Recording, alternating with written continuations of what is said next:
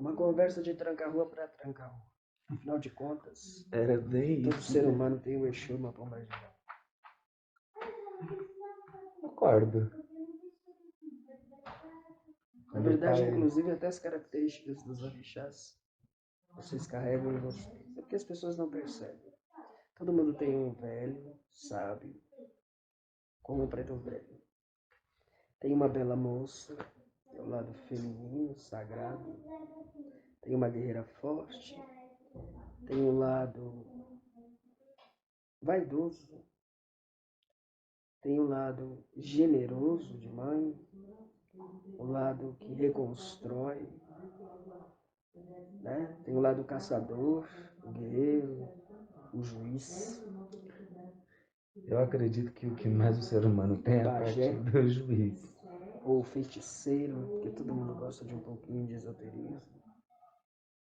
Todo mundo tem os lados dos orixás, é porque as pessoas não têm essa percepção. Então, elas vão em características dos filhos. Filho de tal tem um temperamento assim, assado. Não. Veja o determinado símbolo do orixá e você vai perceber o quanto dentro de você existe daquilo. Não só pai e mãe de cabeça, não estamos falando só da coroa, Não tá falando nós estamos falando de todas as denominações de luz. nem só da Umbanda, né? Porque é igual nós estávamos nos estudos agora dos arquétipos. Se o ser humano parar para pensar, eles vão entender que todos os grandes mestres que passaram para a Terra, que se hoje o pessoal gosta de chamar de arquétipo, mas tudo que aqueles caras eram, aquelas mulheres que eles foram, nós também pode ser. Eu acredito que essa fusão de arquétipo, ela traz... Quem trouxe o arquétipo para a Terra, o pensamento do arquétipo em si, ele trouxe só um norte, para que as pessoas entendessem realmente a propriedade da personalidade. Mas, no caso que sabemos que somos seres antes da personalidade, é só um norte para viver na Terra. Porque o nosso ser vai além dessas personalidades todas. Cada um tem uma característica própria, que não tem a ver com nenhuma dessas personalidades. Eu acho que é a fuga do ser contra ele. O arquétipo, eu corto a palavra e coloco pontos de determinados seres. Eu não vou dizer da egrégora católica, porque a egrégora católica eram homens que viveram na Terra e fizeram as suas partes, né? Os santos e etc., eles foram pessoas vivas que passaram pelas suas histórias e que foi escrito em algum lugar o que aconteceu e essas pessoas deixaram marcado no tempo para provar que você também pode fazer. O ser humano tem a capacidade infinita. Eu acho que é engraçado hoje em dia porque o ser humano consegue ter a capacidade de ficar doente, mas ele não consegue ter a capacidade de se curar. E é uma das maiores capacidades que o ser tem. Porque se você é luz, e se a luz de Deus pulsa dentro de você, se você é um fragmento dele, já dá para entender que a cura existe. E que você pode fazer isso com você. Mas se parar para pensar, se eu criei a doença, eu crio a cura. Porque entende? Tudo que existe uma pergunta, por quê? Existe uma resposta. Então não tem como você dizer que isso não é. E agora pronto, fiquei doente, aí o que eu faço? Se cura, né? Se cura. Muitas pessoas conseguem chegar a esse nível de entender que o ser é maior do que aquilo. Na história de Helena Blavatsky conta justamente essa questão, onde ela fica doente, né? E ela tem uma conversa com o mestre Almoia e o mestre fala para ela: você é capaz de se curar. Sim, Foi você que se colocou na cama, então você levanta e continua. sim, 3 dias depois ela estava de pé fazendo as coisas. sim. Eu acredito que seja a falta de vontade do ser humano de continuar a viver, porque ele começa a ficar doente E o ser humano tende a ser mimado por ele mesmo, né? O ser humano gosta de ser mimado pelos outros e por ele mesmo, Eu pelo acredito que próprio ego dele. é o excesso de carência. É, Uma carência de um pai. E aí eu entro no contexto de que eu caí na ilusão e esqueci Deus. É a carência de um pai. E aí, como eu sou carente de um pai, eu preciso chamar a atenção para que esse pai venha a meu socorro.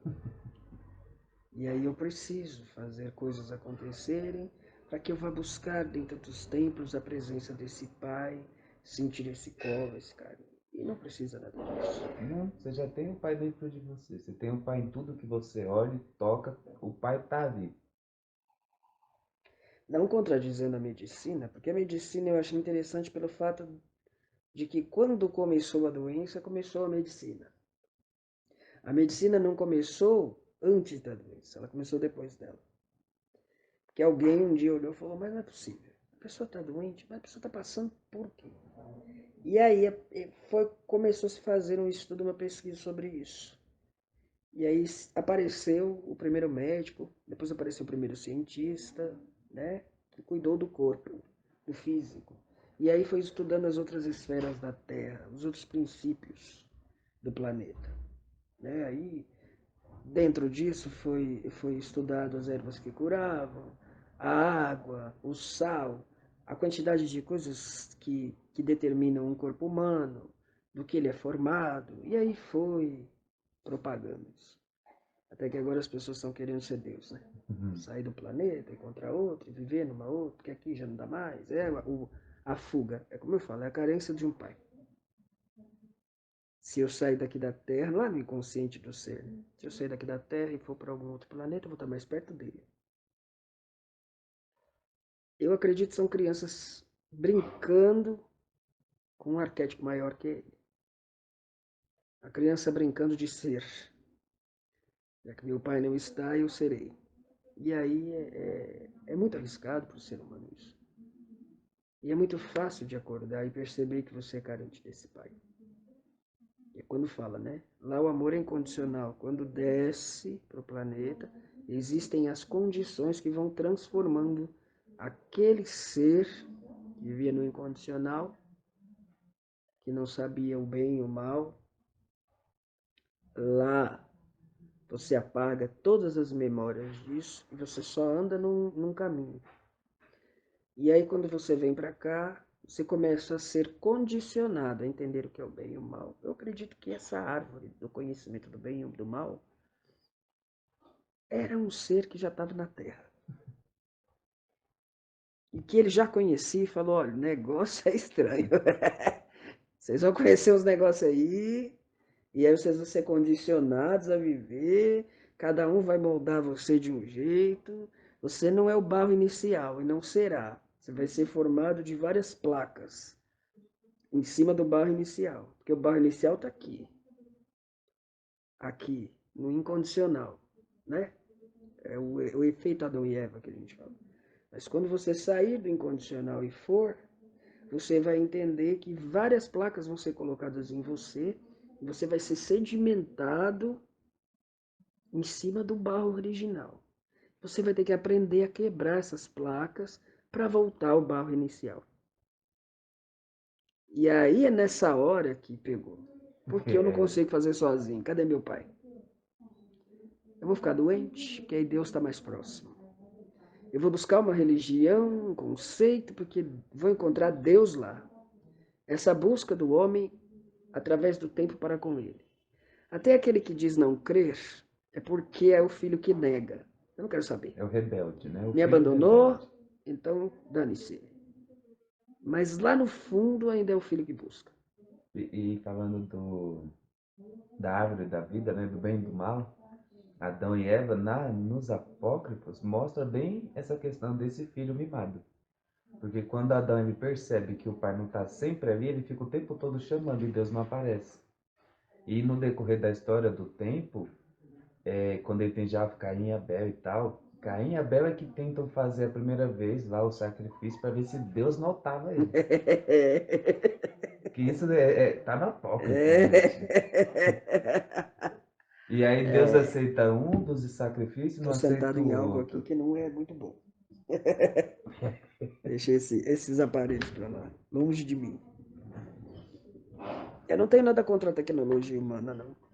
É, No mas meu tempo não porque, tinha, mas eu pelo que, acho interessante. pelo que eu entendo, a tecnologia que nós temos aqui vem de lá, Defasada, né? como eu já Já. disse, né? Se você fala isso pra nós. Para nós, essa tecnologia já passou do contexto.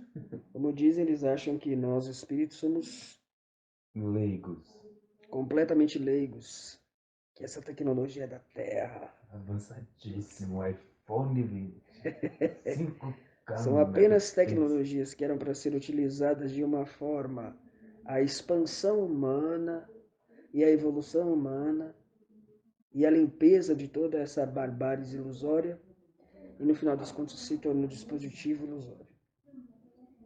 E as pessoas acabaram, né? Alguém, mais uma vez, um filho revoltado com o pai, por exemplo, eu vou criar algo, a pessoa vai idolatrar isso é idolatria. Né? No meu conceito, e você sabe de onde eu vim, Sim, isso é idolatria. A partir do momento que você deixa de observar as relevâncias de Deus e começa a tornar coisas da terra relevantes acima dele, é idolatria. O amor de uma mulher para um homem, por exemplo, amor enlouquecido, isso é idolatria. É um pecado. Você tem que amar com a liberdade de poder amar. O amor é libertador, ele não é aprisionador. Então, digamos que sejam as paixões. Né? Até mesmo quando se fala sobre as escritas sagradas de uma forma que só elas contêm a verdade, sim, mas não se deve usar como fenômeno de idolatria para as coisas. Santos de devoção, eles podem ser santos de devoção contanto que você tenha o grande e único pensamento de que Deus está ali. Deus está presente em todas as coisas. Em algumas religiões, né, as pessoas entendem que existem mensageiras dele. Então estão abaixo, não acima dele. Tem gente que coloca os mensageiros acima. assim. Isso é idolatria. Eu quero ter vários tipos de aparelhos eletrônicos, os mais caros possíveis, e ficar ali admirando aquilo, olhando para aquilo, e isso é idolatria. Eu quero comprar as roupas mais bonitas e montar um cômodo exclusivo para essas roupas, né? Uma sala exclusiva para eu olhar e falar, olha, isso é meu, isso é idolatria. Eu quero as joias mais caras para eu ficar admirando os colares em cúpulas de vidro.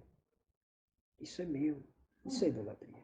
Eu quero ter um veículo, né? Isso que vocês andam, do mais moderno, mais bonito, para eu poder me admirar dentro dele e admirá-lo e colocá-lo em primeiro lugar. Isso é idolatria. Uma casa fantástica que você bate a mão, a luz acende, apaga, essas coisas todas.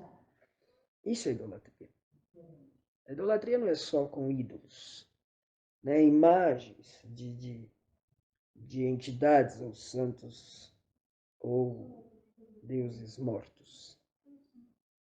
São mortos porque perderam a força, porque aquelas pessoas que os idolatravam naquele momento começaram a entender que eles não traziam nada se você não pudesse lutar para ter. E aí se quebra aquela imagem idólatra que existia e se entra no contexto de que, peraí, a Terra tem uma energia, uma força suprema que nos deu. A base do trabalho, nosso corpo, é esse ser que comanda todas as coisas. E aí esses deuses eles vão sendo extintos, né? As pessoas vão acordando para a realidade e aí eles ficam Vai caindo no esquecimento, né? esquecidos. Existem deuses minúsculos, como a gente fala, e também são mensageiros enviados. Os panteões são gigantescos, porque a humanidade assim o fez. Porque foi trazido, permitido pelo Pai. tudo foi permitido pelo Pai. É por isso que eu gosto de trabalhar com testes. Porque tudo é permitido por Ele. Mas o problema é você entender até onde você pode ir. Compreende? Se você entende até onde você pode ir, e o que é certo e o que é errado, o que pode ou não prejudicar, é onde você vai pensar com a mente colocada para Ele, para Deus. Eu posso achar bonito os deuses menores, por que não? Mas entendendo que Ele está acima. Todos os deuses menores levam até o Deus maior, né? Eu posso até gostar de Lúcifer, como as pessoas dizem, mas entendendo que tem um Deus acima dele. E aí as coisas, eu posso amar Jesus, né? Como vocês estavam falando um dia desse para trás, mas entendendo que acima dele tinha esse Deus. As coisas começam a fazer sentido aí. Como eu disse, as crianças começam a entender que o papai está ali, que ele preparou a casa, o berço, a comida e tudo, e que ele nunca deixou. É que na distração você esqueceu de olhar aonde ele estava realmente para você. Para você, porque para cada um ele está em um lugar. Mas mesmo a pessoa não percebendo que ele está ali, mas ele está sempre provendo o filho dele, né? Sempre. Com o Não, dia, com a noite, Deus está com a presente em natureza, com o todos os oxigênio, momentos. com o ar. É como se ele trouxesse os filhos para brincar no jardim e ficar sentado num banco olhando. Tem uma parábola, não sei se é parábola que fala, mas é tipo uma história que conta que um rapaz em muito sacrifício e tal, e ele um dia triste andando pela praia, ele olha para o chão e vê só duas pegadas. E o tempo todo dessa caminhada ele fica questionando onde Deus estava, que não cuidou dele, que deixou acontecer aquilo, aquilo outro, etc. E no final já é Deus falando, filho, as duas pegadas são minhas, não são suas. Eu estou o tempo todo te carregando no colo. É o imperceptível. O ser humano quer coisas maravilhosas, porque eles se iludiram com tantas outras coisas que ele já não entende mais o que é real e o que possa ser imaginário. E voltando ao quesito dos arquétipos que você estava falando, tudo isso é criação divina. Mas os arquétipos são apenas os desenhos de todos essas placas que foram colocadas. E aí as pessoas, eu cansei dessa personalidade. E eu quero agora ter a personalidade de uma deusa.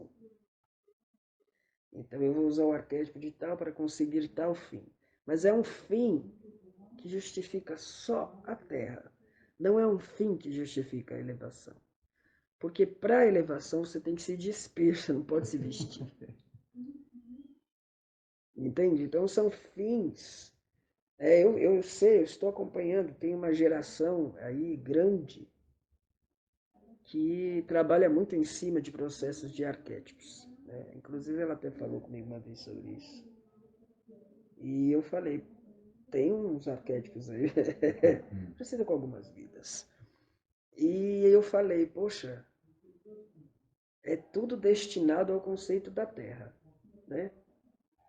E eu vejo as pessoas se vestindo de personagens, porque eu estou cansado disso aqui. Eu vou me vestir de um personagem melhor.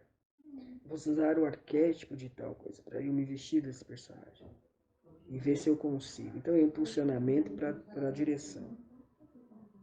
E ao mesmo tempo, se você prestar bem atenção, aí eu vou lá na infância.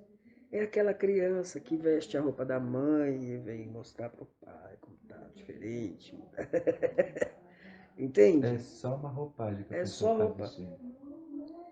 E então assim, o uso do processo arquétipo que foi colocado aqui no planeta, né, lá no início dele, o posturado foi justamente para você entender qual é a personalidade que te soma agora, né, na sua caminhada. Quais são as asas dessa personalidade que te fazem bem ou mal? Qual a personalidade que não seria boa para você, que te atinge? Até mesmo para você entender o reflexo do reflexo. E as coisas conseguem ir modificando nesse princípio físico ativo. Eu, tem uma pessoa que a gente conhece, a Elisa conhece também, minha visão, né, que ela estudou tanto sobre arquétipo e foi colocando para ela todos aquele arquétipo que ela caiu no TDI, né? Que é o transtorno de identidade. Ela já não As siglas, sabe mais a identidade dela. Aí tem que passar por médico, tomar remédio, fazer terapia, uma situação inteira para poder voltar a ser quem era. Porque a pessoa vai se O perdendo, né? transtorno de identidade, eu acho que ele vem de acúmulos de personalidades de outras vidas. A pessoa nasce com isso. Ela não desenvolve. Vai aparecer em determinado tempo onde sua consciência já está colocada no caminho da vida. Mas ela nasce com esse processo. Então, para a espiritualidade, eu não estou falando sobre os estudos. Eu estou falando sobre a espiritualidade. Para a espiritualidade, são fragmentos de muitas vidas e de pessoas que você conviveu em outras vidas, que vem junto com você acumulado naquele comboio cerebral de lembranças e elas começam a pulsar. Então você vai se transformando naquilo que seu cérebro administra como é isso. Então por isso que eu falo, eu carrego uma legião, eu carrego um sistema. Entende? Realmente, não tem como mudar. Ameniza, mas não muda. Você ameniza aquilo, mas não muda. Para encontrar a personalidade original dos dias de hoje, que é difícil, porque já tem vários contextos de personalidade. Não são nem arquétipos, mas são as personalidades mesmo que vêm junto com a pessoa. Então, no nosso, como eu digo, no conceito da espiritualidade, a ciência, né, a psiquiatria, a psicologia, eles explicam de uma outra forma. E eu não vou contestar, porque se eles estão aqui na Terra, eles estão estudando exatamente para esses fins. O fato daqui da Terra, né? Tanto é que ela é estudiosa nessas áreas, entende? Então eu não contesto, porque eu acredito que tudo que está aqui é porque tinha que estar. Meu pai não fez nada para que as coisas estivessem aqui contrárias. Tudo que está deveria estar, mas a violência está. A violência foi um processo de criação de personalidade de determinados indivíduos que se tornaram seres violentos devido a outros tipos de transtorno. Mas Deus permite, Deus colocou você aqui. Alguns encontram a origem e voltam ao jardim. Outros não conseguem chegar até lá.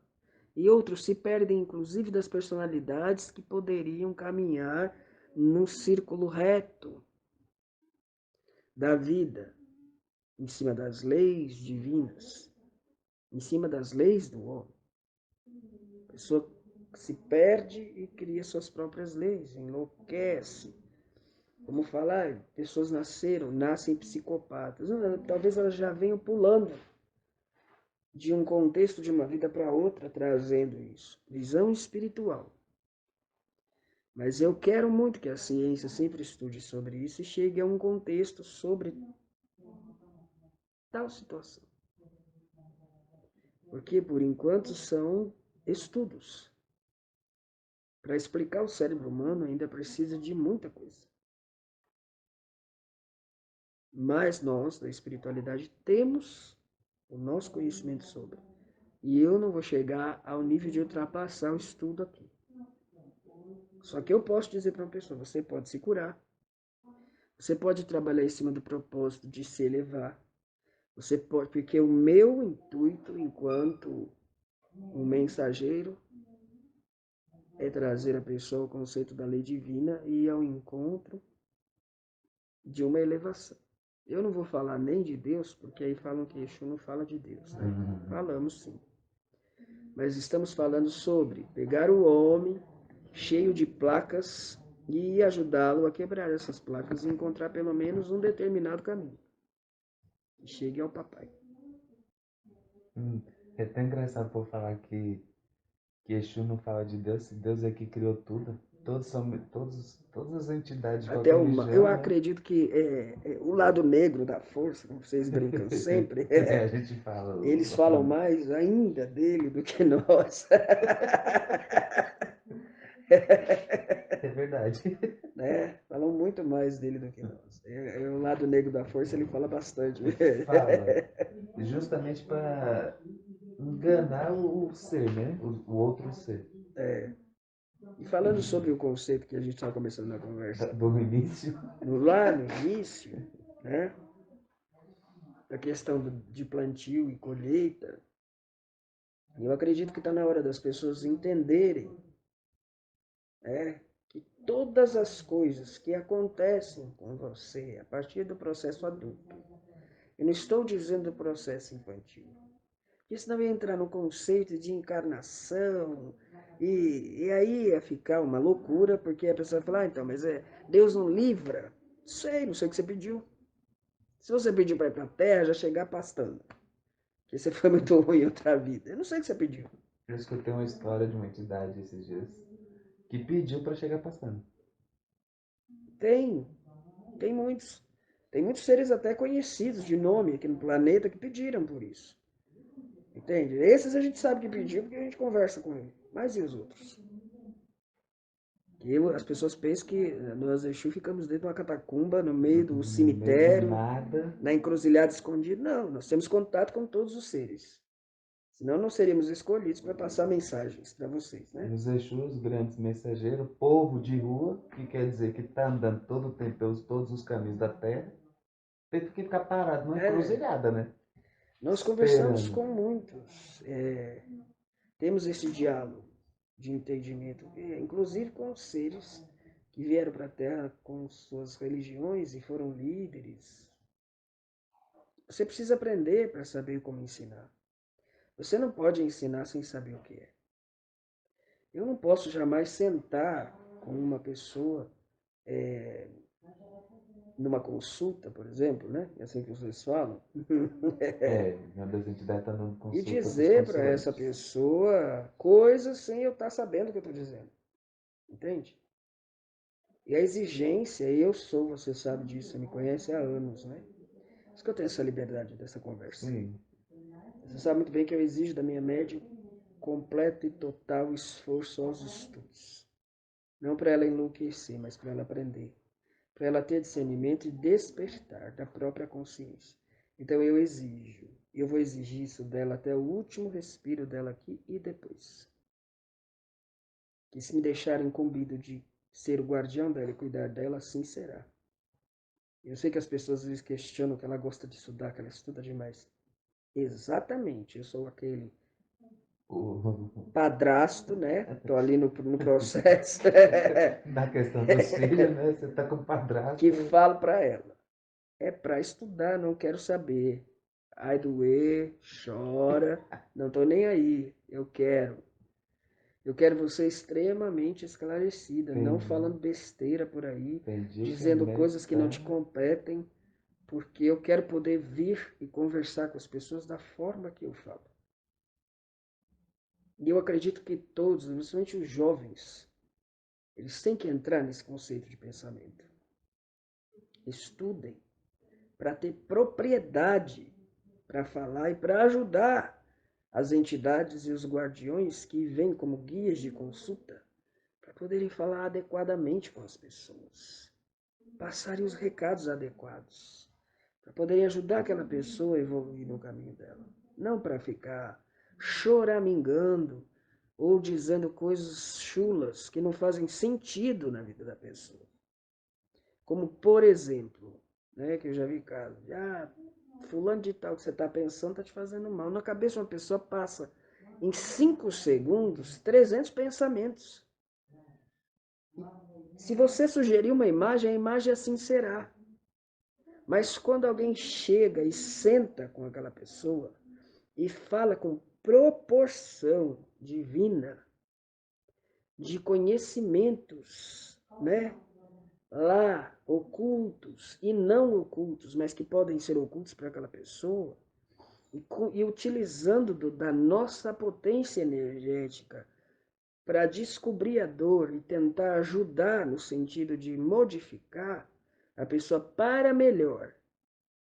Não fazer com que ela sinta ódio dos outros, ou fazer com que ela queira se vingar de alguém. Porque uma das maiores críticas que muitos ateus, ou não religiosos, ou agnósticos têm em cima desse processo é sobre o sentimento de vingança que as pessoas ficam. E isso não pode. Que você deixa de viver sua vida para viver do outro. Enquanto você não consegue criar o sistema da vingança e se vingar, você não vive. E aí depois você vai colher lá na frente aquilo que você fez. Porque colhe. Não tem como dizer que não. Então eu acredito que os médios têm que estudar sim, aprender a língua de origem, aprender outras línguas, por que não? Mas não é para falar em francês, por exemplo, com uma pessoa que mal Mal- entende o português. Entendeu? É saber como conversar, com quem conversar. Uma pessoa inteligente, uma pessoa que tem sabedoria, ela consegue conversar com qualquer tipo de classe social, sem ser nem soberbo sobre inteligência, porque as pessoas que são soberbas não são inteligentes. São pessoas que decoram e querem cuspir na sua cara aquilo que elas acham que elas sabem. Porque o sábio fala pouco.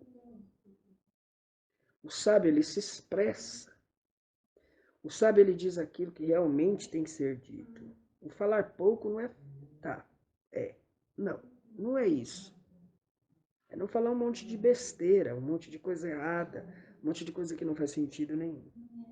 Então eu acredito que a sabedoria humana, ela vai muito além daquilo que os seres humanos acham que tem.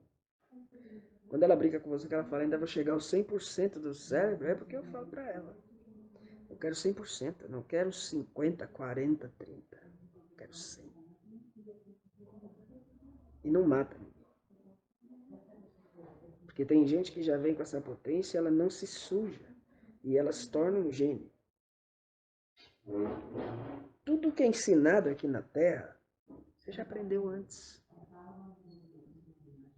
Que Já você está no aprende inconsciente, hoje, né? você já aprendeu antes. Já está no inconsciente, né? É só ir despertando. Você não é um ser vago.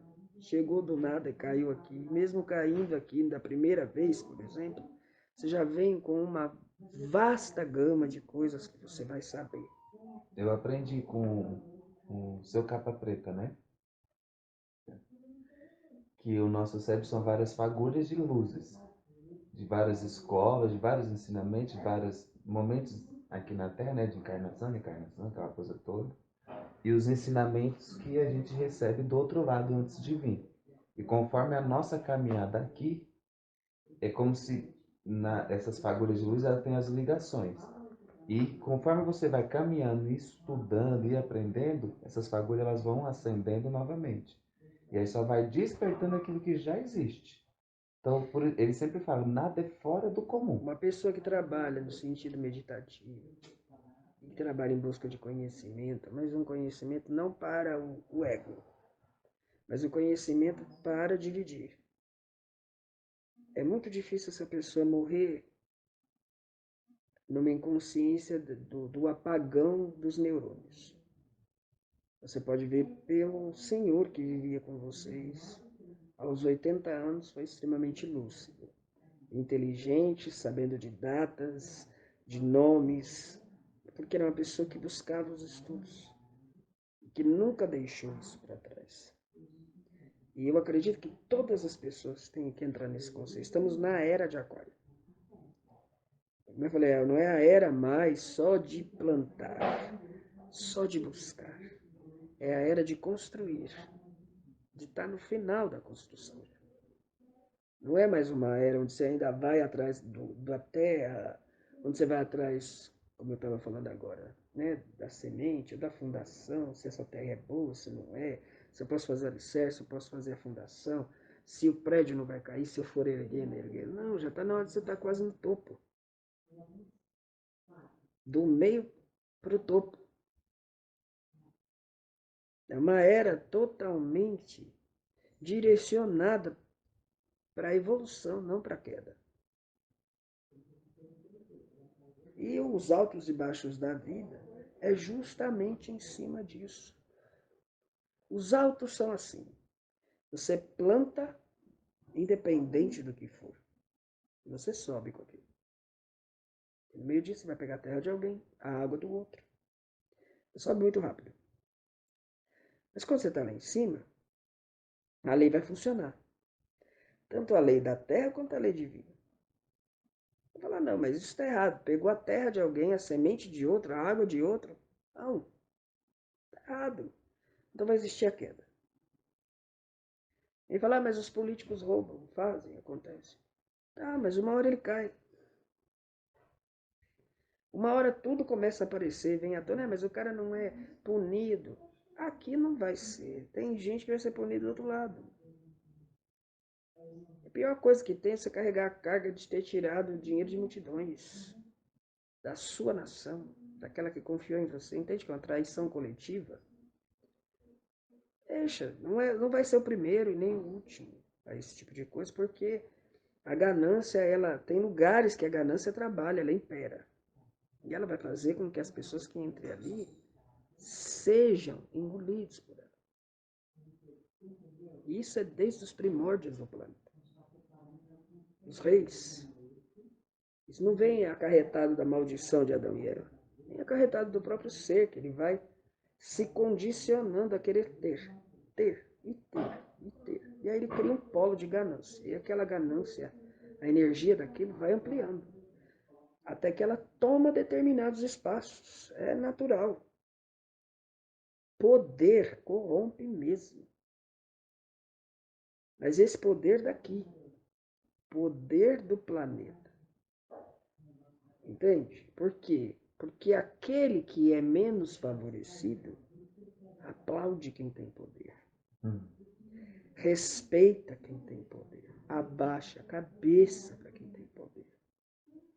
Eu não estou falando disso hoje. Eu estou falando do início dos tempos. Se o primeiro homem que tentaram escravizar dissesse não e se revoltasse, não teriam escravos. Se as pessoas, que fossem um pouco desfavorecidas, mas que olhassem em volta e vissem aquela multidão e falassem, nós somos todos iguais. Só aquele é diferente. E aquele nos oprime por sermos iguais. Porque não adianta, a gente não fez porque não queria morrer. Não, morreu muita gente pelo mundo afora.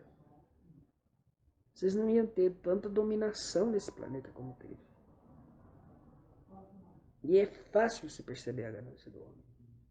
É só você oferecer um saco de moedas para ele. Eu não estou falando nem de Judas, o Iscariotes. Eu estou falando de qualquer ser que você chegue, mas não precisa. Essa é a pior frase que tem, não precisava. Precisava.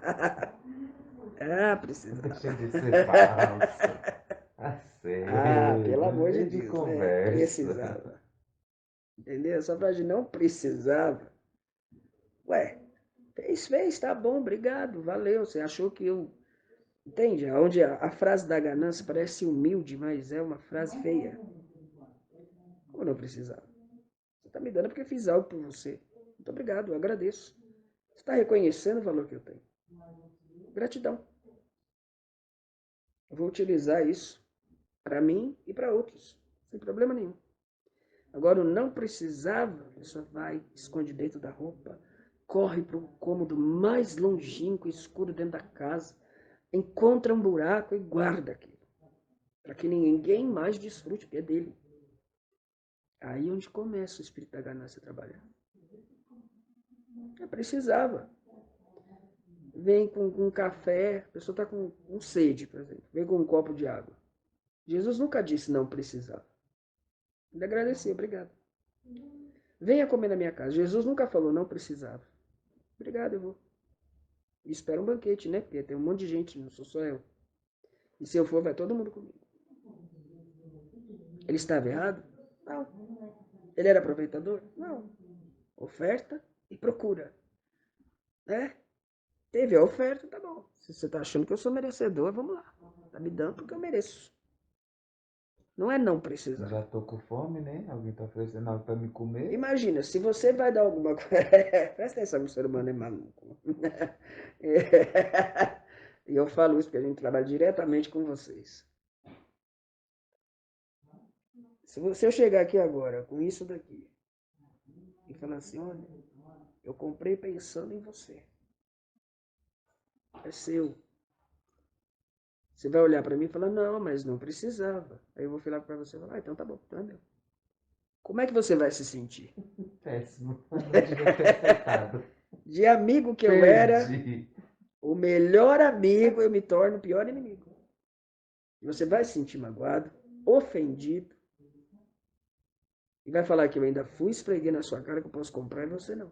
Exatamente. Entende? Que seria um tom de sinceridade. Tá bom, não precisava, então beleza. Eu vou pegar pra mim. Acho que eu gostei mesmo disso. Você não gostou? Beleza. E continua, E né? continua a vida. Pra ele tá bom. Ah, ele falou que não precisava. Ele não tá precisando disso aqui. Eu tô. Às vezes eu comprei porque eu tô precisando. Foi inconsciente, a culpa é minha Entende? mesmo. Então eu acho que é uma frase, não precisar, precisava, ué. Você gosta de mim, você é meu amigo, você tá querendo me dar? Claro que eu aceito. Muito obrigado. Valeu. Pega aquilo, guarda, desfruta com os outros, com ele mesmo, e acabou. Entende como o conceito de humildade, ele desce um padrão que eu acho estranho. Ser humilde é saber falar na hora certa e se calar na hora certa. E ouvir na hora certa. Isso é o conceito da humildade. O conceito da humildade não é você ser pobre de espírito, não é você se humilhar para as pessoas, não é você rastejar para alguém. O conceito da humildade é você entender o momento de falar e o momento de calar. O que deve ser dito e o que deve ser ouvido. E acabou. Quando as pessoas vêm falar para mim, mas Jesus era humilde. Era, ele era, porque ele tinha um momento dele falar e um momento dele se calar. Um momento só de ouvir e pensar sobre aquilo. Então ele era humilde, mas ele não era bocó. Tinha que levantar a voz, ele levantava. Tinha coisas que ele achava que eram absurdas e ele ia falar, porque era o momento dele falar. Entende? Porque as pessoas, ele era tão bondoso. Tinha um olhar tristinho, né? Um olhar desenhado. Os olhos Triste, baixos. marejado sempre. Talvez seja a poeira do deserto. Deixava o olho irritado, eu não sei. Não vivi naquela época, não sei. Era um sol Mas ele escaldante. tinha, pelo menos é o estereótipo que é designado a ele. Né?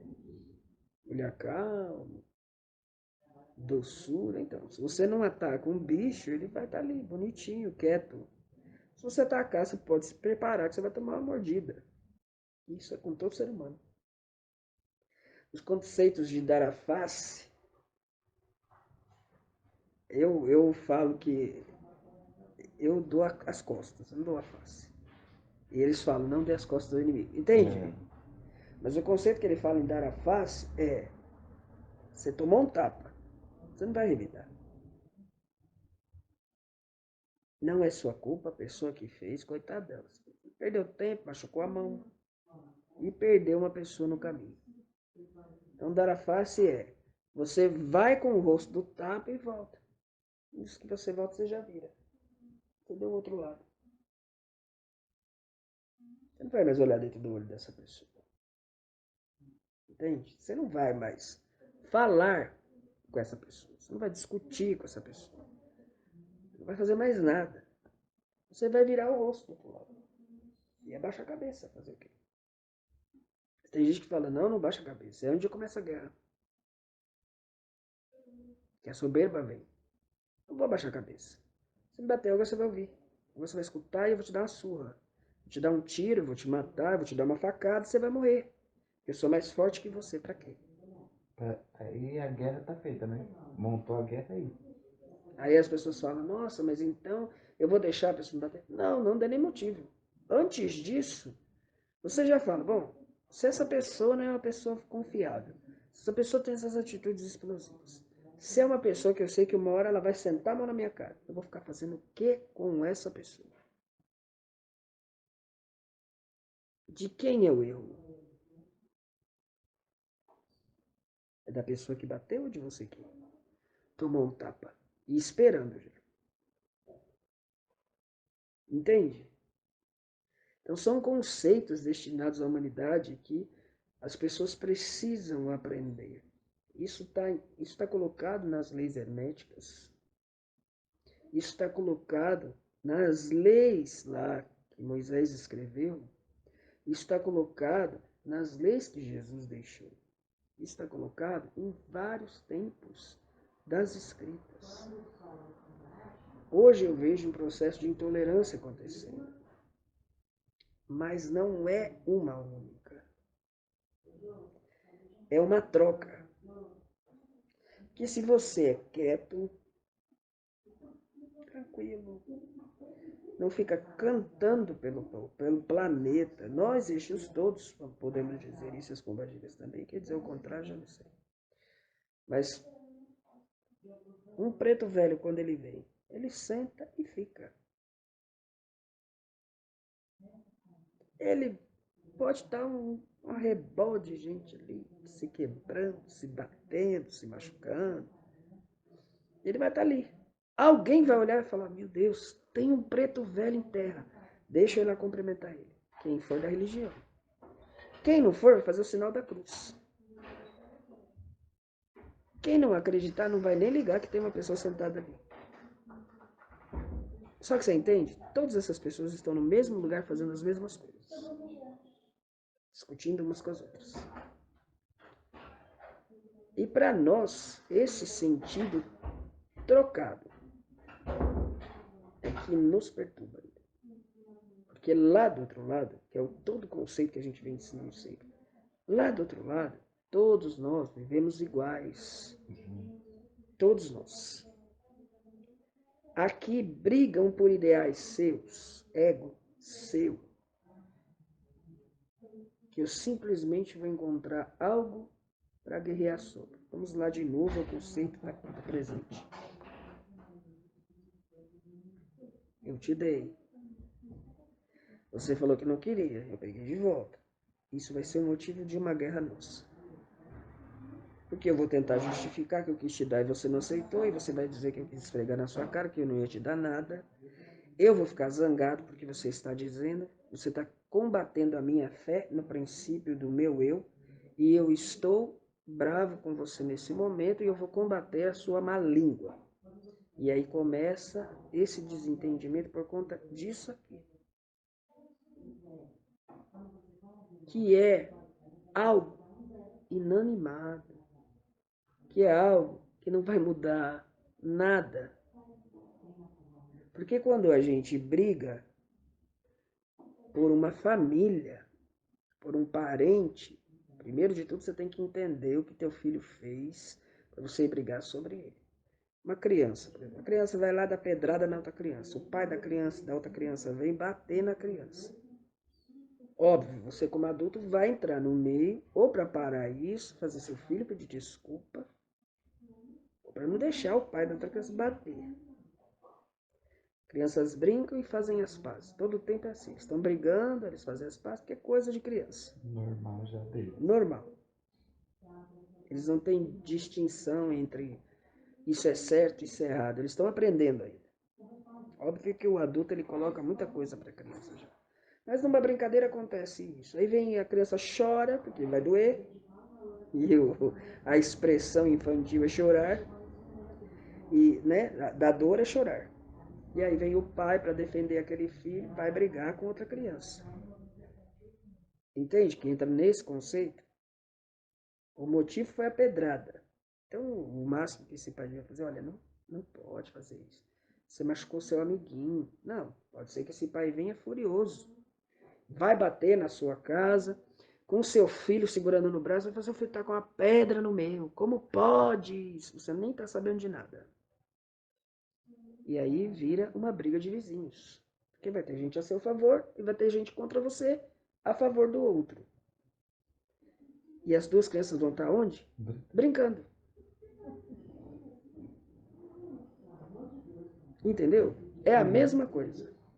Se eu brigar por uma religião, a religião não vai morrer por causa disso.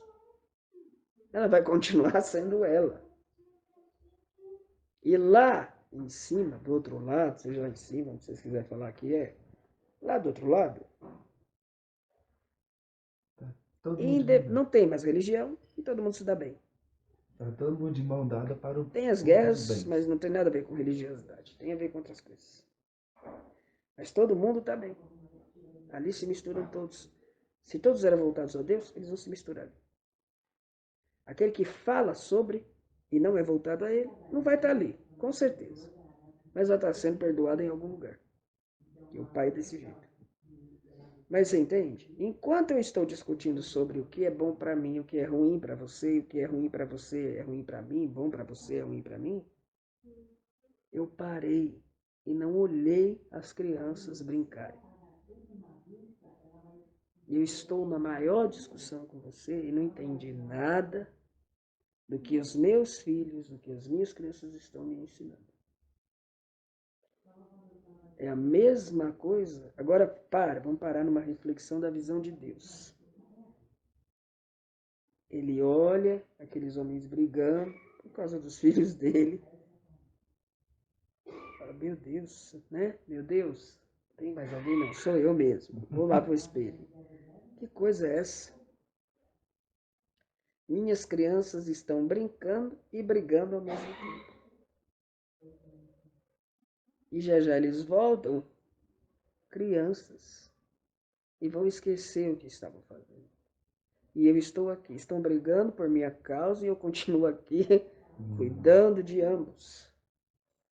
E mesmo que um lado servisse ao lado negro, permitido pelo Pai, e o outro servisse ao branco, eu acredito que quem fosse levantar bandeira de guerra seria o lado negro. Afinal de contas, Jesus deixou bem claro que a espada dele era a fé e o amor, né?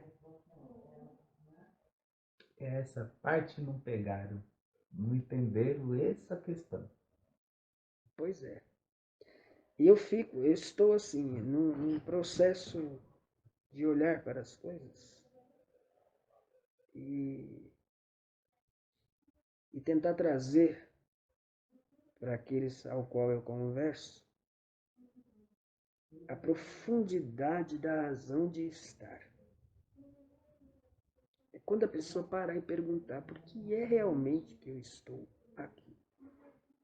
Ninguém parou para fazer essa pergunta. Ninguém parou para perguntar por que eu estou na Terra. O que eu estou fazendo nela? O que realmente eu vim fazer? Eu vim construir um castelo e deixar ele para a humanidade desfrutar. Eu vim conquistar o império para que outros depois fiquem nele. Ou eu vim simplesmente servir a algo que Deus ainda vai me destinar a isso. Mas por que eu estou aqui? Eu estou aqui para ficar brigando e combatendo seres que estão na escuridão? Seres que estão assim na ilusão? Eu vim para combater isso? Quem sou eu então?